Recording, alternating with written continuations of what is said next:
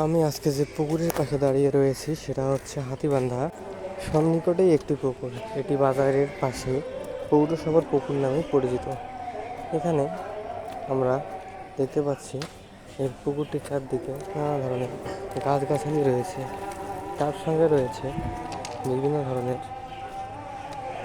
জলজ প্রাণী এবং দূর দিক দিয়ে চারদিকে যেদিকে দেখা যাচ্ছে সেদিক সব দিকে রয়েছে আপনার জল পানি।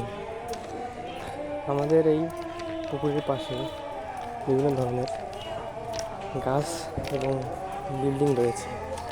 এটি হচ্ছে পৌরসভার একটি পুকুর।